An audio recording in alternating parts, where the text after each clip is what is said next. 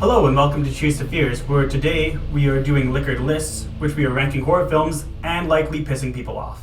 Today, we're going to be doing it on the Conjuring universe, since we just finished making drinking games for all the movies. So I guess let's just jump right into it and get started. I don't think we really need to spend too much time on number 8, because I'm sure if anybody watched our videos, they know what it's going to be. But at number 8, being the worst and far worst, is The Curse of La Llorona. Yeah. It's same with me. For any of the Conjuring movies, I was guaranteed that this one would be the same for our lists. Oh yeah, absolutely. And so first of all, the fact that this is even part of the universe is questionable. It's a bit of a stretch, because the only way that it's a part of it is by including Father Perez and... like one scene from Annabelle. Yeah, and one scene from Annabelle, and then they just said it's a Conjuring movie now. Yeah. And honestly, the movie could have done without those scenes in the first place, so it feels like they kind of just included those to kind of cash in on the Conjuring universe. Yeah, but I think when they were marketing it, I believe that they were saying that this wasn't going to be a Conjuring movie, and then it was. Yeah. And it's very puzzling in a sense, because they were basically advertising, no, it's not going to be a Conjuring universe movie, which I feel takes away from people wanting to see it. It's like, if it's not a Conjuring universe movie, I don't want to see the movie. Yeah. However, they decided to do it, and then so it's just kind of puzzling, as I said before. Like, they're just basically taking away money from themselves at that point. Well, yeah. I guess more or less onto the movie itself. The one thing that I really hate about the movie is the characters were just absolutely pointless. Like, you can see, you can see how they were in like other films. But like, so for an example, this one, like, rewatching it is like, oh yeah, that's that character's entire backstory. Whereas, like, for example, the nun, you actually like remember these things. Like, oh, I remember how he used to, how he fucked up an exorcism when he was, I guess, younger or whatever. Right. Or how the one sister needed to take her vows. But this one, I remember nothing. Like, I don't even remember the main character's name. Anna? And I watched Anna, I think. Yeah. And I watched it like a week ago. Yeah. But so for example, Anna, like, I don't even remember the whole like side plot that her husband died or that he was a cop. Yeah. Well, I know. Like, none of the characters, we don't care about any of the characters in this movie, and basically you could just take any other character in any other movie and just kind of replace them with that. Just drop them in and it'd be the exact same thing. Like, there's no attachment involved, really. Oh, there's no attachment for any characters. Yeah, exactly.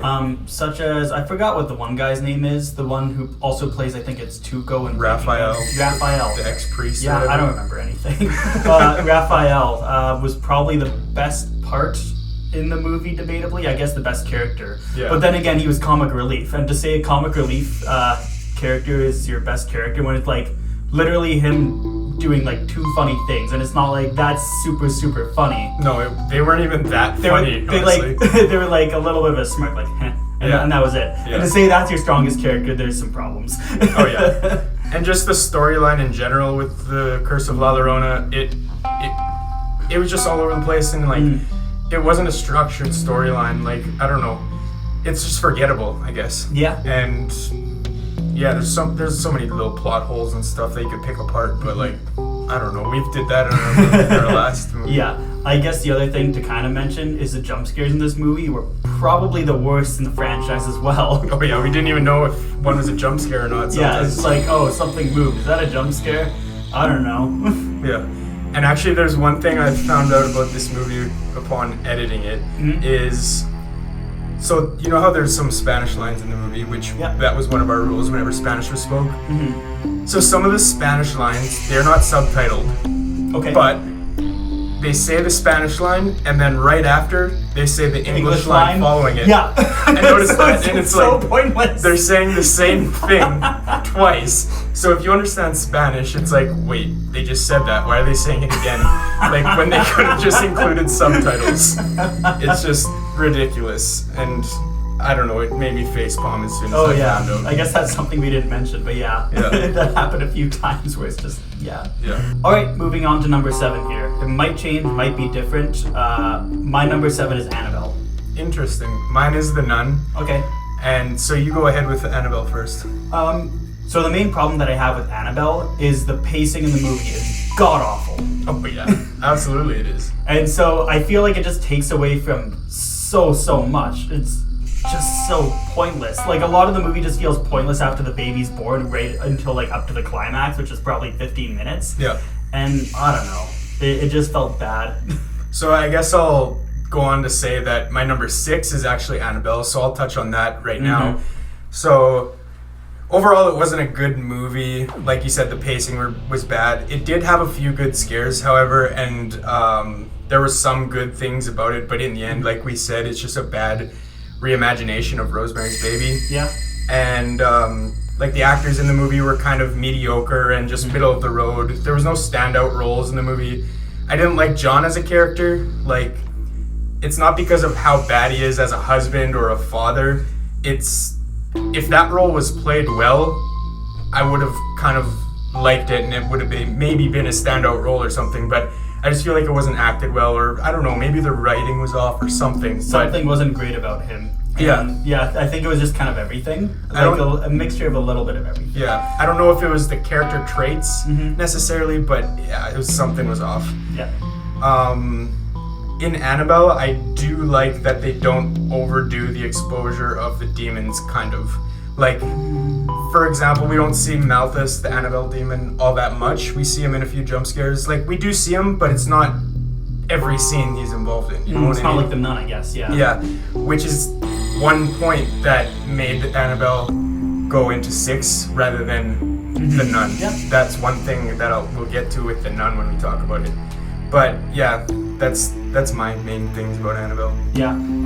I guess the other thing, I guess we can move on to the nun now, because I guess I'm going to be comparing it to the nun, which obviously is my number 6. Yeah, and that's my number 7. So yeah, so those spots are just swapped a little bit, which I kind of expected, to be honest. I expected the same bottom 3 as well, but I wasn't sure about the order. Yeah. I mean, of course, La Llorona's last, but so I guess I'll start with the nun on the things I did like about it. So it's visually appealing, and it's like beautifully shot, and just overall cinematography was great. The sets were great. Whether it was outside looking at the landscape, or the aerial shot of the Abbey, or even if it was inside, dark or otherwise, it always looked good. Yeah. And you can tell it was a Hollywood movie that had a budget behind it. Oh yeah. But obviously the visuals didn't save the movie, because as we mentioned in our episode on The Nun, the more we watched the movie, the more we disliked it. And from the beginning, I wasn't a huge fan of it. That's fair. So I guess the one difference with the nun in comparison to Annabelle, I feel like the characters were better, even though like there were still definitely problems with the characters in this one, for example. However, I feel like they tried something. So like the sister not taking her vows, or Father Burke having the exorcism. I don't know why, like there's probably just as little as like even in the Curse of La Llorona, how Anna's father's dead, or husband, sorry. Yeah. But like in Annabelle, there was none of that. Oh, yeah. Like we had a child, that's about it. I'm going to med school, but I'm never in the movie. That's fair. And I guess we touched on it a minute ago with Annabelle, but most of the time spent in this movie is trying to prove how spooky Valak is as a villain. Which I actually like the idea of Valak, and in The Conjuring 2, I believe they introduced the Valak. Yeah. That was a really good introduction, and they didn't try to pound Valak into the ground and just show you every scene. Yeah. As a first watch, it is fun to get the scares out of it, because there's a lot of jump scares with the nun involved, but apart from that, I feel like the story kind of suffers. The character development is a bit better than Annabelle, but overall I felt like it could have been a little bit more expanded on. So yeah, that's why it's my number 7. I guess the one thing that did definitely push the nun over Annabelle for me is, again, the cinematography. Like, just it being in the Abbey. Yeah. Especially in comparison to Annabelle, where it's just literally an hour in Ellen DeGeneres' like apartment. Yeah.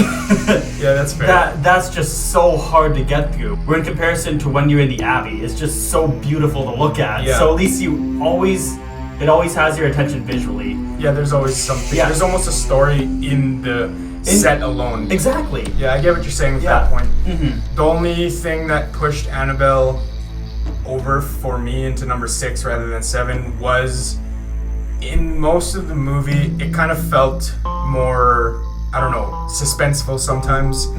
Whereas like in The Nun, they just shoved the Valak in your face, like we said. And there wasn't a whole lot of suspense trying to build up to that scene. It was almost just, here's the nun. Yeah. Here's the nun. Look at the nun. But in Annabelle, it wasn't as in your face. It was more suspenseful, which is what made it better in my opinion. Oh, yeah.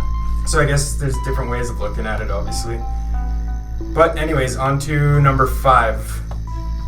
For me, number 5 was The Conjuring 3, The Devil Made Me Do It. That is same for me. Yeah, okay. Yeah. That one wasn't sure how it would fall, but... I've got to mention at this point in the list, like, almost all of the numbers could have changed. Like, there was a point where I had, like, one of the other movies that should have been a lot higher, and I did end up changing it a little bit.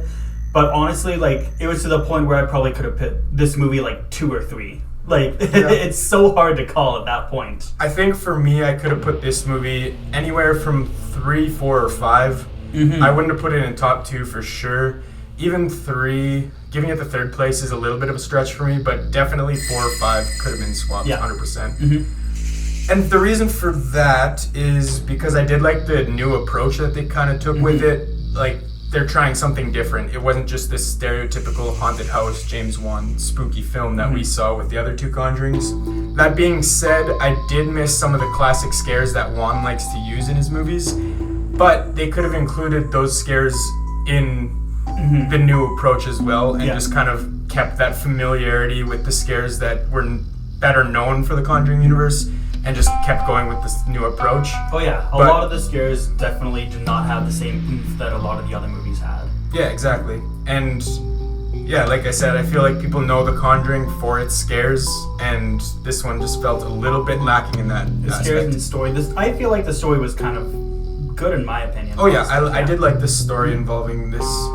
That's actually my next point, was the Warrens getting to see their vulnerability a lot more. Oh yeah.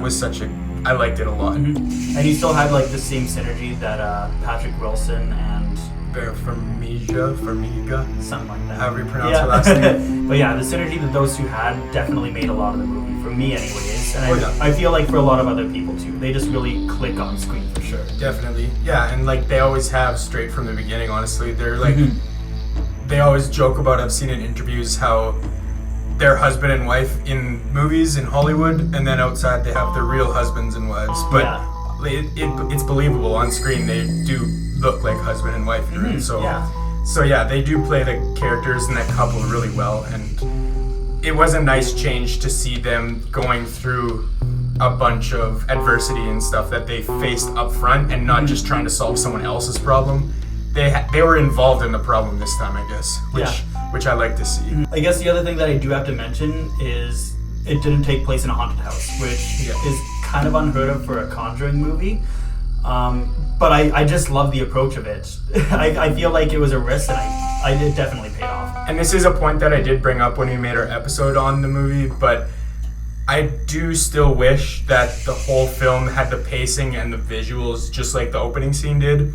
The intensity that I felt during that first 10 minutes was awesome, and like they could have played off that in a lot of ways, but then they went the route they did, which I still did enjoy it, but I feel like I would have enjoyed it more had they kind of focused on that as well. Like they could have had the Warrens as a side plot and then this as like the main plot or something, but instead they went the Warrens as kind of the main plot, I guess, and then they had the subplot where the witchcraft was involved or whatever. But yeah, like I said, it was still a good movie, I thought, and I know a lot of people didn't really like it. I think that this was kind of the turning point for the Conjuring franchise. Like it was going downhill, and I feel like this was the point where it kind of starts going back uphill. I disagree. So obviously we expect the Conjuring universe movies to be good, and 1 and 2 you can debate were, I think, the highest in the box offices, highest in ratings for sure. Oh yeah. But this one I feel like was by far, in a way, a step down. Oh yeah, definitely compared to the first 2. Yeah. But I'm just thinking about the last few movies that they put out, like The Nun and La Llorona. But like then there was also Annabelle Comes Home, which was kind of a little bit up from the previous ones, and then I feel like this one's right around that same area as Annabelle Comes Home, to be honest. And I feel like it can keep that trajectory. At least I hope. I'm optimistic. But I am also hopeful as well. Yeah. I'm not gonna be surprised if it kind of falls flat on its face, though. I'll be honest. Anyways, on to the number 4. What do you have for number 4? Annabelle Comes Home. I do as well, actually. Okay, yeah. Okay. These ones I kind of thought we would have the same. Anyways, you go ahead and start with this one. Yeah. Again, I wouldn't say that I knew they'd be the same because I spent like hours and hours trying to like.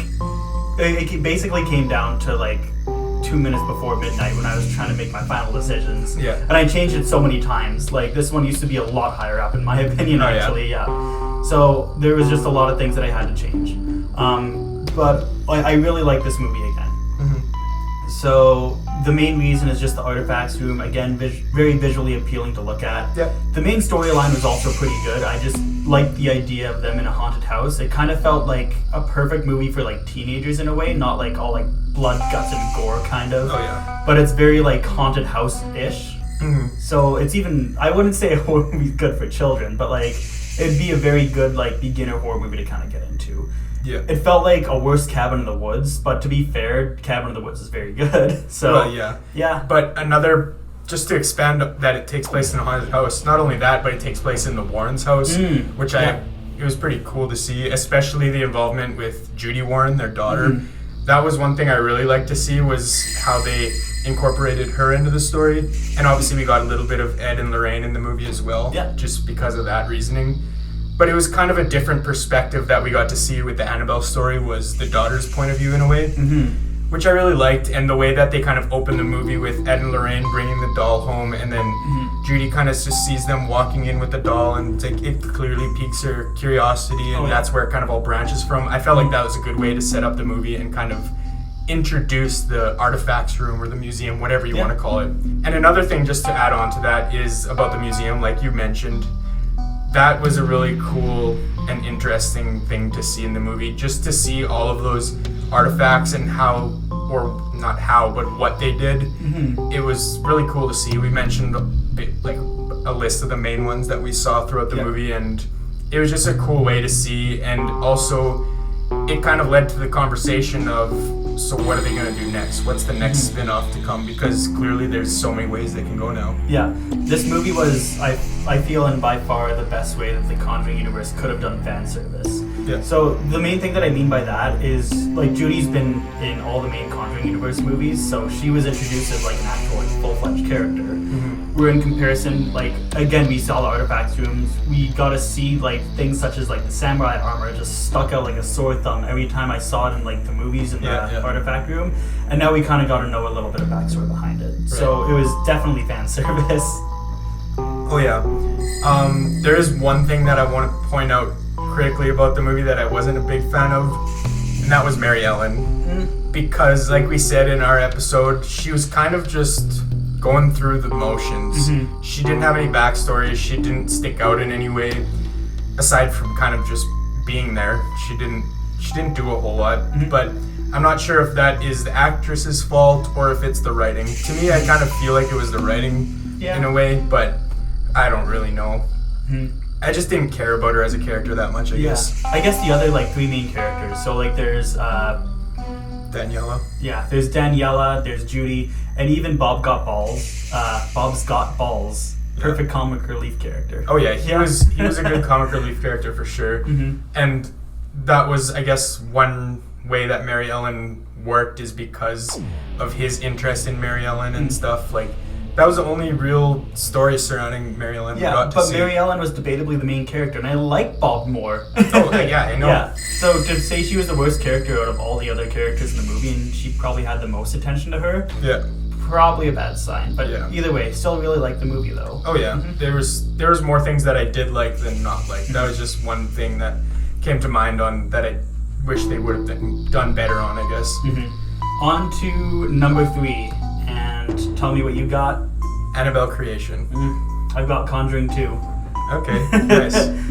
So I'll start with Annabelle Creation here, I guess, and then we'll talk about Conjuring 2. Yeah. So for me, Annabelle Creation, I feel like this should have just been the first Annabelle movie, honestly. They shouldn't have even had the first one. Obviously, you can't go back in time and erase stuff. Yeah. But the fact that this movie came out kind of put a lot more questions into our head about the first one. Yeah, exactly. So that's why I wish it kind of came out first. Oh, yeah. If this one just came out and then it was Annabelle Comes Home, honestly, I think everyone would have had a much different opinion on the Annabelle franchise. Yeah. Just for it to start on such a sour note is just, it rubbed everyone the wrong way, I feel. Oh, yeah. But because of that, I treated this as a standalone movie, and I felt like it pulled its own weight fantastically because of it. Oh, yeah. No, Like- as a standalone movie, it works really well. Yeah. So, like, most, if not all of the acting was good. Like, the child actors did a great job at making us care for them. Like, they created a dynamic and relationship between them that was believable and helped kind of propel the movie into the number 3 spot for it's me. not like that. A lot of characters do that. So, like, for example, Janice and Linda, sister Charlotte and Janice even, or like the Mullins themselves, you see them in a few scenes together. Yeah. Or even the few scenes you get to see of the Miss Mullins aftermath, like you get to care for her, and like she does a good job of portraying her agony and I guess grief and everything. So like I feel like everyone kind of pulls their weight in this movie, and the acting is done generally pretty well. Yeah, I guess another way to kind of see it is how a lot of the orphans are kind of like sisters. So a lot of the older ones hang out together. Yeah. And they connect as well. So even like the sub characters or like the side characters, they connect as well. So I feel like it's just so well rounded. Oh yeah. Yeah, even the side characters that maybe just there to be filler also kind of add to the story in a sense. Yeah. Like for example, when that jump scare with Miss Mullins when she's ringing the bell coming up to the sheet. Yeah, and they're like, just kind of like under the sheets, like talking about like joking about it and everything. And having like scary story time under the covers or whatever. Yeah, you can kind of see like how they connect. Yeah. I don't remember their names, but like obviously, character building. Yeah, exactly. Like, if we remember the scene that side characters are involved in, whether we remember their names or not, it's like it kind of proves that it stood out because we remember the exact scene type of thing. But overall, the storyline was good about the Mullins and the opening of their daughter getting killed, and then later on learning that the reason that Annabelle even became possessed was because they were grieving and gave permission to the demon pretending to be their daughter just so they could kind of be with their daughter again. Yeah. I felt like that was kind of a cool approach. And then at the same time, it's kind of somewhat believable because they're grieving about their dead daughter, and it's like they want to do anything to reconnect with their daughter. Yeah, you can see that even in the way that they connected with her in like the opening scene and the anguish that the mother suffered because her daughter died from the accident. Yeah. You could just see a lot of that like really up front within the first 5 minutes of the movie. Oh yeah. So do you want to talk about The Conjuring 2 and why you felt like that one was lower on the list than Annabelle Creation? Yeah. So the main thing about this one is it felt worse like than the first Conjuring movie, obviously. Yeah. So I don't know. I'd obviously pick the first Conjuring movie any day over this one. Yeah. The Nun feels kind of out of left field. It's just like a proxy for Bill Wilkins. Okay, yeah. But it just kind of felt like plot convenience almost. Fair enough, yeah. For me, I kind of liked the introduction of Valak as a character. I mentioned it in The Nun when we were talking about it. I felt like they did a decent job of bringing a new villain into the picture. And obviously they did that a lot more in The Conjuring 2 than the first one, which maybe they shouldn't have gone that route. But yeah, I don't know. I felt like The Conjuring 2 had a lot of good jump scares in the movie. Like I was saying before, the Conjuring series is kind of known for its scares, and The Conjuring 2 still kept true to that. Yeah. And it just kind of helped cemented that trope, I guess, they use in that franchise. Yeah. Sometimes, because it's the second installment, it was a little bit predictable, obviously, which is why it's not number 1 either. But I don't know, at this point, they were still not overdone in the franchise, and to me, they were still effective. Yeah, and like my main logic behind it is I feel like the jump scares were just as good, if not better, in Annabelle Creation, in my opinion. Yeah, no, that's fair. And I feel like there was honestly more backstory, like not backstory, but I connected with a lot of the characters a lot more in Annabelle Creation. I would I would agree with that point too. That I did connect with the characters more. I'll say remove the Warrens, and yes, the Warrens obviously I don't think you can really beat. And I think that's one of the things that kind of bumps The Conjuring 2 up a spot for me too. Is I just like the Warrens, at least the movie version of them. I don't like the real life version of them necessarily, or I think they're kind of a bunch of frauds. But at least in the fictitious universe that's based on true events, I like them. And another thing that I liked about The Conjuring 2 was the way that they kind of almost reenacted the real life interviews in some cases. Like specifically the one where Maurice is interviewing the daughters. Like it almost looks like a shot for shot reenactment in a sense. Like especially visually. There is a few lines obviously that they change and just for plot convenience.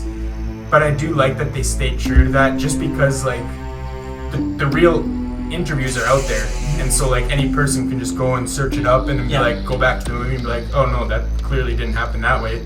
But in this case, you can find those interviews and then they kind of play out in the same way almost in the movie. So it kind of hits it home that this is based on true events. It's not just exaggerated.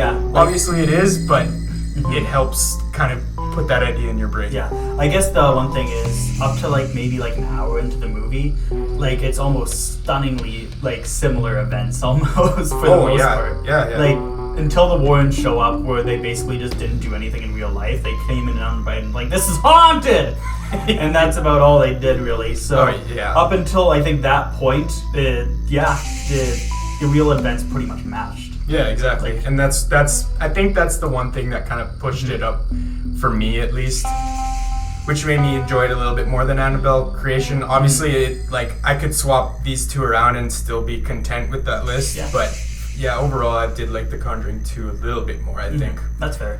One thing I will say about The Conjuring 2 though, that I wasn't the biggest fan of, and we've made note about it in a couple Conjuring movies now, is it's kind of where it started with the music being a little off-putting sometimes.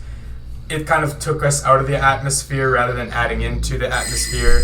Like they do such a good job of putting you in this atmosphere, creating a bunch of suspense and all of that, but then they cut to Ed singing Elvis, and it's just like, oh, okay, well, I'm not feeling so much suspense anymore. I'm just kind of out of it now. It works in the sense for like trying to connect the characters, but like not in the sense of being spooky. Yeah, exactly. And that's why I watch the Conjuring movies, honestly, is for the spooks. But yeah, I don't know.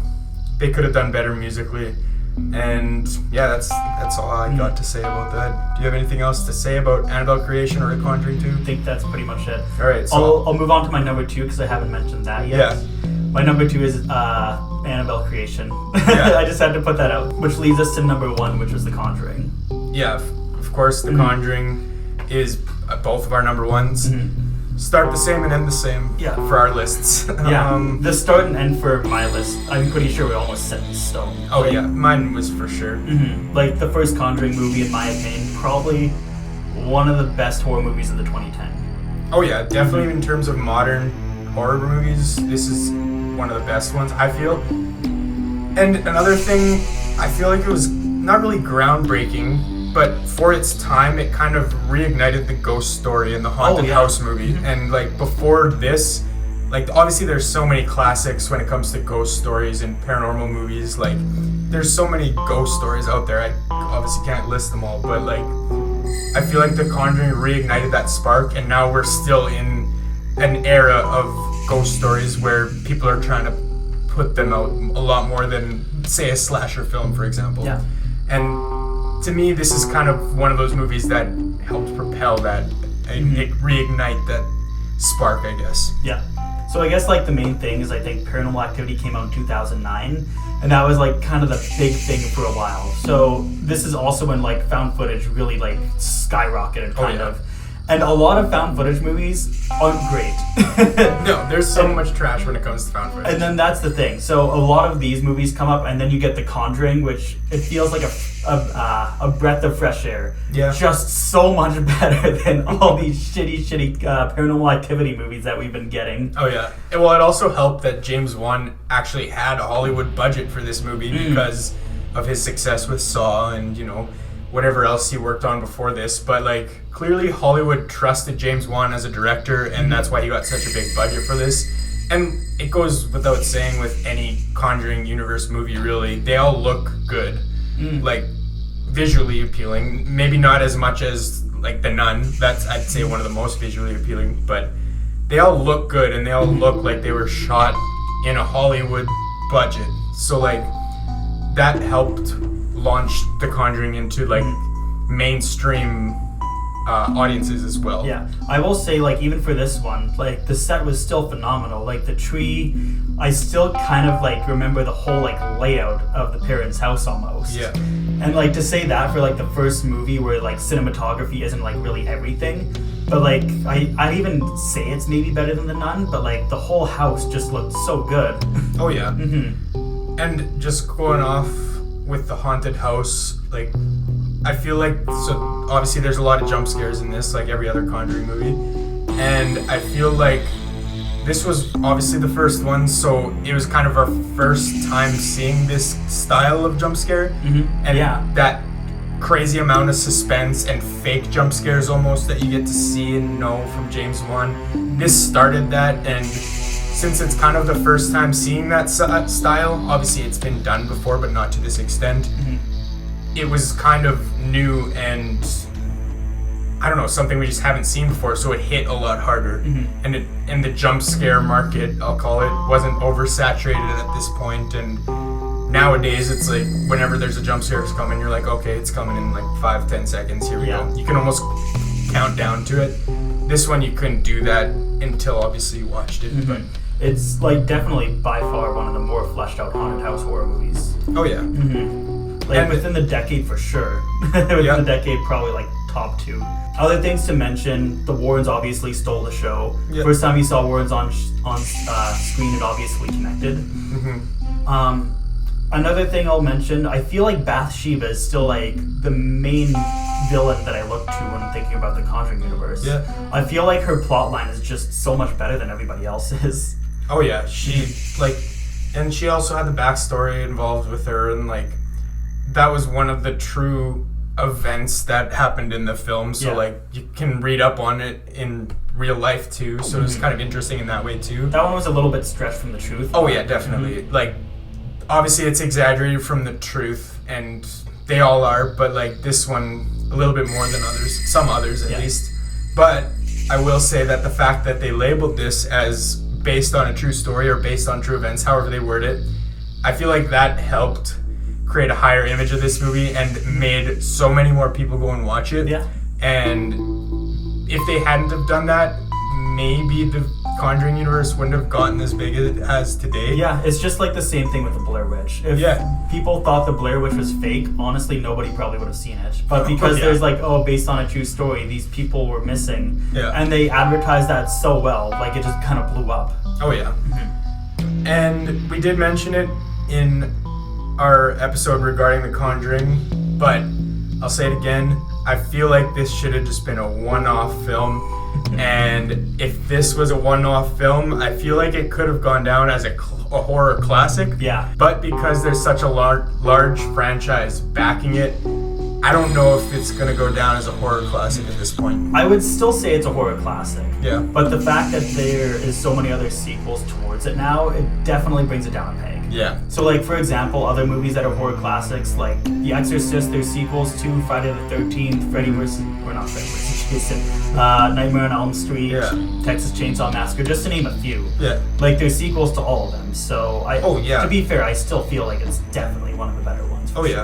And just because there's sequels doesn't mean that it's not going to go down as a classic, because obviously there's bad sequels with every franchise you just listed off. So like, just because there's bad movies in a franchise doesn't mean it will go down, or it doesn't mean that it won't go down in history, But I don't know, I feel like this is going to be viewed as more of a Hollywood horror franchise once we're down the line, rather than being one of those horror classics, just because some of those franchises you mentioned were made on a low budget, at least in the beginning. Obviously in the situations they were picked up by different media companies or whatever, distribution companies, and had a big budget behind them, but to start out they kind of started lower, Yeah. I feel like. Whereas this one started with a big budget and went off from there. So, I mean, this is all just speculation. We don't know where it's going to go, obviously, but that's just how I feel about it. And I hope I'm proven wrong. I hope it goes down as a classic, because I could view it as that. But with that being said, I don't have anything else to say about the Conjuring franchise. I don't really. I think we got it all. If we didn't cover it here, we covered it in our episodes. So. Yeah, if you want to watch them, for sure. Yeah. But I think we had everything that we needed to cover today. Yeah, I think we covered it pretty well and pretty thoroughly. So I guess if you want to check out our other Conjuring movies episodes, like he said, you can go check those out. We also have another Liquored Lists episode, which we talk about the Saw franchise if you're interested in seeing that. Anyways, with that being said, thanks for tuning in, and this is us saying cheers to fears.